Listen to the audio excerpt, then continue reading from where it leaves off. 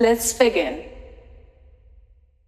So for this tutorial, I want to talk to you about contact instruments or incorporating real instruments into your electronic productions. It's sort of a signature of my production, and to be honest, it really comes down to the instruments that you use. Picking instruments that give you a lot of expression. I'm going to use my song Dharma with Headhunters and show you how contact instruments play a role into it.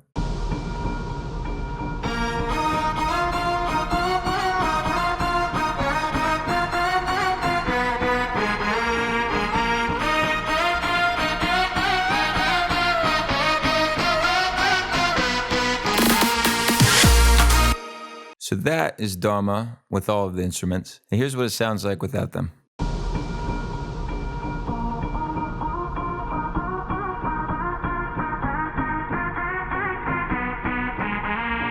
So as you can see, the contact instruments play a really vital role. The first instrument that we're going to take a look at here is called the Dilruba. Now this comes from Kontakt. It comes from a library called the Ethno World Library. It's a library that I personally use all the time. It's got hundreds of instruments from around the world. What is so special about this one is that it's in legato mode. If you play two notes in legato mode over each other, it's going to bend from one to the next one. In a synth, you can get the same effect. It's called glide or it's called portamento. But in a good sample-based instrument, you're going to hear the instrument struggling to go in between each note. It's very expressive. In a good instrument, it'll sound like a real player. So take a listen.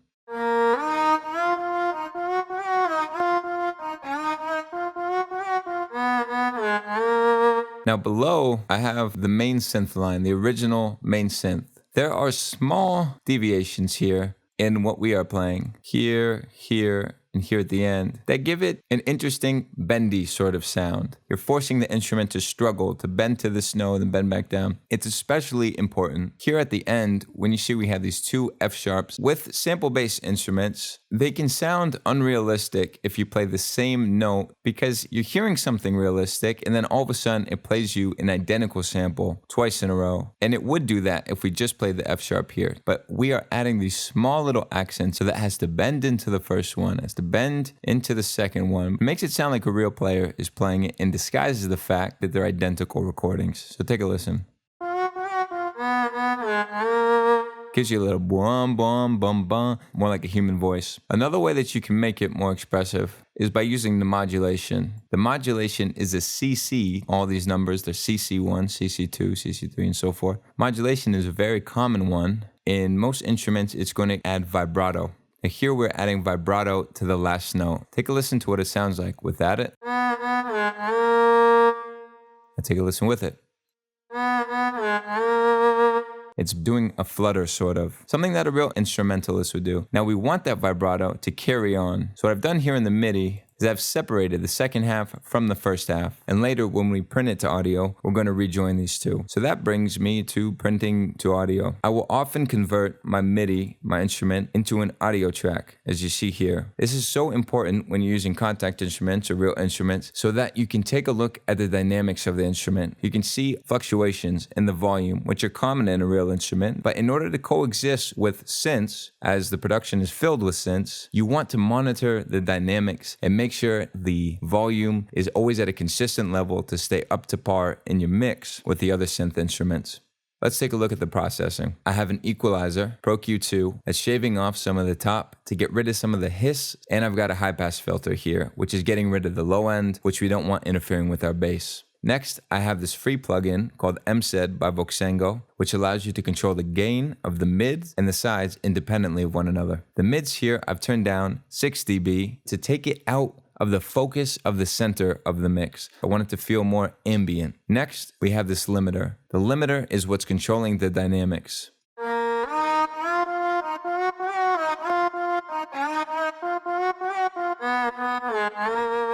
Now, we're going to take that and print it to audio. Here is the Dilruba final that made it to the track. We've now rejoined the two. As you can see, we have the high octave here and the low octave. The additional processing comes in the form of volume automation. The volume is rising as we get to the end of these 8 bars. That's creating this tension, creating suspense as we transition into the next section. We have some more limiting. We have reverb, which is Ableton stock reverb. We have some more equalization in the mids here to clear up some mud. Now, most interestingly on this group, we have the autopan. The autopan is making the Dilruba shift from the left side to the right side, sort of revolve around your head as if the Dilruba is never sitting still. The autopan in combination with the volume automation really makes it feel as if it's never stagnant. Take a listen.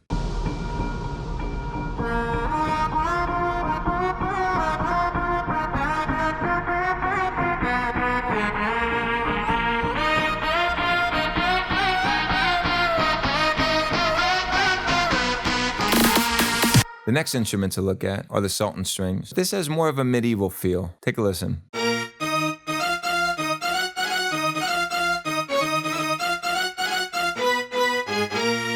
The Sultan strings have been divided up into the low octave and the high octave.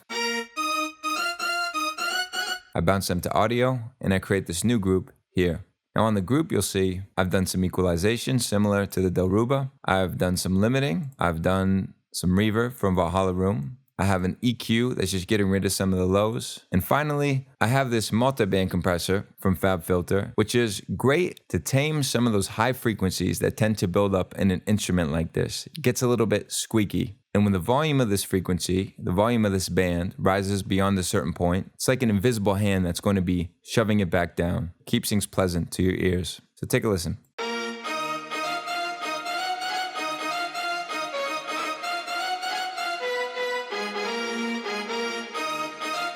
You'll also notice that the high octave is raising constantly throughout these 8 bars. And what's great about that is the high frequencies that come with the high octave are slowly seeping in. And as you might know, high frequencies convey energy. You want to start out not giving away all of your energy. You want that to be something that builds up over time. I highly recommend automation like that to make it feel as if your song is constantly evolving and yearning to get to the next section. Let's take a listen to everything.